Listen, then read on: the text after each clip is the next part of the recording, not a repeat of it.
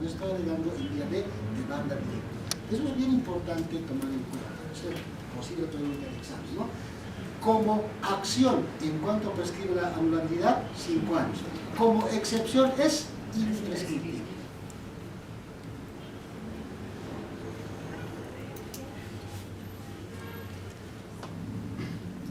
Concepto de contrato. La idea de lo que es el contrato ha ido evolucionando muchísimo. Les comento, queridos colegas, ¿no? La idea de contrato se ha construido pues con el individualismo, con el primer código civil del mundo, el código civil francés. A través del mismo podemos encontrar de que la autonomía de la voluntad era importantísima, de tal manera que no era necesaria la intervención del Estado cuando la voluntad individual era libre y consciente. 1803. Me pregunto yo, ¿cuántos tenían libre voluntad y consciente en ese tiempo? Estaban saliendo de un estado del servilismo, ¿no es cierto?, para ser proletarios. ¿Cuántos sabían leer y escribir? ¿Cuántos eran bachilleros? 90% analfabetos, un 10% los que eran la nobleza se han vuelto burgueses y esos sabían leer y escribir. Consecuentemente, ¿no es cierto?, ¿de qué libertad, de qué conciencia se puede hablar? ¿De qué autonomía de la voluntad se puede hablar? Si bien el código reguló la autonomía de la voluntad, es la primordial para poder hablar en materia de contratos. Por eso las definiciones dicen, ¿no es cierto?, acuerdo de dos o más partes. ¿Qué más? Uruguay, una convención por el cual, acuerdo de partes.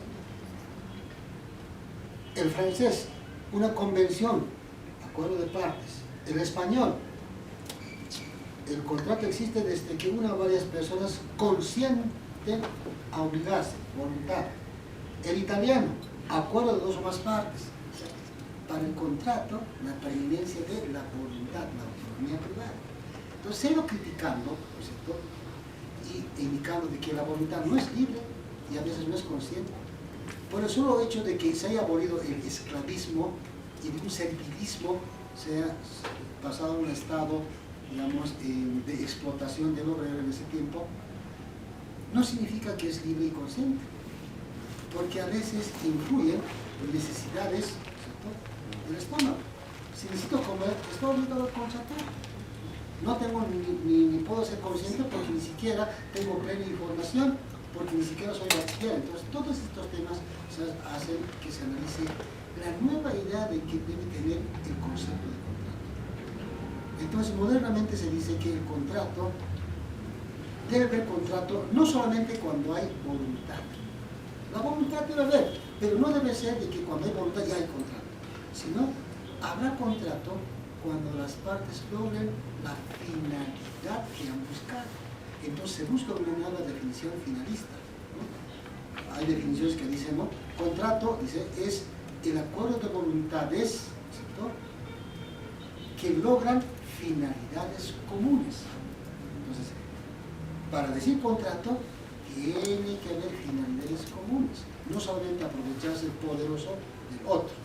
Entonces, por eso es que ha surgido la idea de que, ¿no es cierto?, el negocio jurídico es una idea del individualismo estricto y de la autonomía de la voluntad, lo cual ya está en debate. Y lo que viene ahora es, ¿no es cierto?, una autonomía de la voluntad, sí, pero protectora de las finalidades que tienen que lograr las partes. En las modernas definiciones ahora ingresa la finalidad. Habrá contrato siempre cuando ambas partes logren finalidades comunes. De lo contrario, no se considera contrato para anularse. Esa es la moderna concepción. Pero veamos el anteproyecto del Código Europeo de Contratos. El Código Civil Boliviano, sin embargo, como es clásico todavía, 450, dice: hay contrato cuando dos o más personas se ponen de acuerdo, o sea, voluntad. Nuestra opinión, por nuestra opinión, no entra Alexander su opinión, el contrato es un acto jurídico, porque el acto jurídico es el género y la especie es el contrato. Repito, el acto jurídico es el género, todos son actos jurídicos. Hay actos jurídicos patrimoniales, no patrimoniales. El contrato es un acto jurídico patrimonial, el convenio es extrapatrimonial, el patrimonio es extrapatrimonial, la adopción es extrapatrimonial. En ese sentido, el acto jurídico, repito, es el género y la especie es el contrato, ¿no? En ese sentido.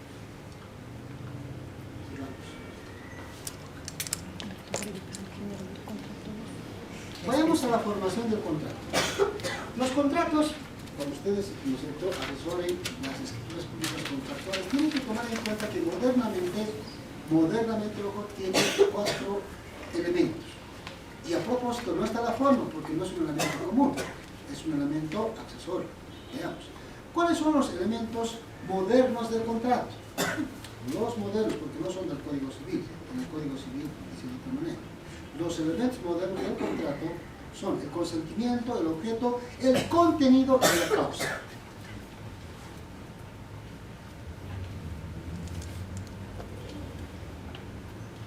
El consentimiento, ¿no es cierto?, no vamos a repasarlo, el consentimiento es la voluntad de las partes en los contratos. El objeto, ¿no es cierto?, la cosa, pero siempre a veces el objeto son cosas, ¿no? Puede ser algo inmaterial, material, es un algo que les interesa a las partes.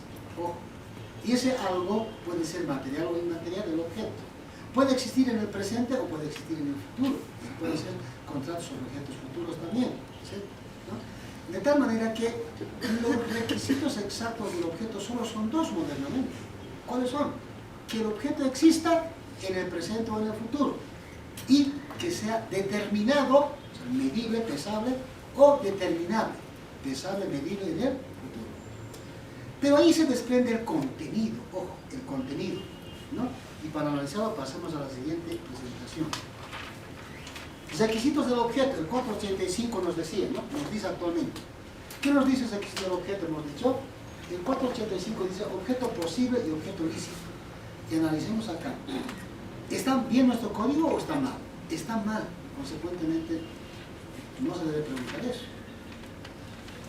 Objeto posible. ¿El objeto es posible o imposible? No.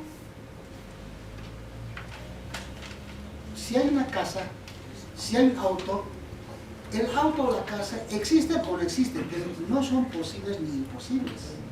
Porque solo la conducta humana es posible o imposible. Si digo, te regalo la luna, es un contrato de donación. Entonces, ¿hay objeto? Sí, porque existe. ¿Y es determinado? Sí, a la luna ya se lo ha medido, los astronautas lo han medido, los astrólogos. Entonces, cumple el requisito del objeto.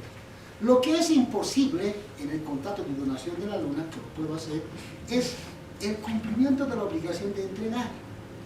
Eso ya no es el objeto, es el contenido.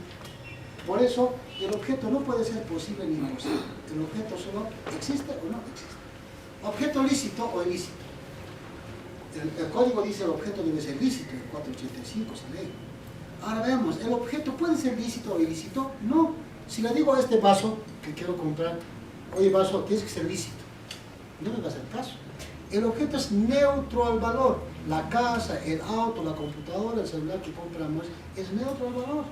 No es ni lícito ni es ilícito. Lo lícito o ilícito puede ser las conductas humanas.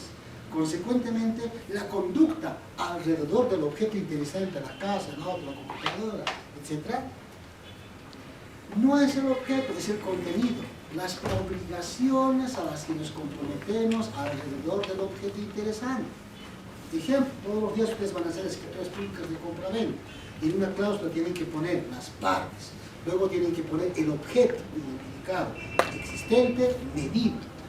Y otra cláusula que diga el contenido. Y en el contenido son las obligaciones y los poderes a los que se comprometen las partes. Por ejemplo, dirá, te vendo una casa, ¿no es cierto? Y el objeto es la casa y está medido. Contenido, otra cláusula. Y dirá, el vendedor se obliga a entregar la casa, ojo, escuchen este ejemplo, el vendedor se obliga a entregar la casa, y no son obligaciones, es el contenido, se obliga a entregar la casa en el plazo de 3 meses. ¿Sí? Primera obligación. ¿Qué obligación es esa?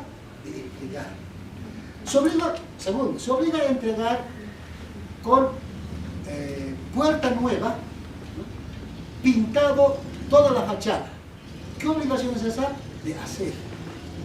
Se obliga, tercera obligación, a no llevárselo, ¿no es cierto?, los focos los vidrios, las 3 estatuas que están en adorno del patio. ¿Qué obligación es esa? No hacer. Entonces, en la cláusula de contenido usted tiene que describir todas las obligaciones de las partes, que también son poderes o facultades de la otra parte, porque la otra parte tiene facultad de exigir que no se lo lleve, tiene facultad de exigir que esté pintadito, tiene facultad de exigir que le entreguen 3 meses. En ese sentido, ¿no es cierto?, es el contenido. De tal manera que, como objeto, el objeto jamás puede ser lícito o ilícito. El objeto simplemente, ¿no es cierto?, existe o no existe y puede ser determinado o determinado.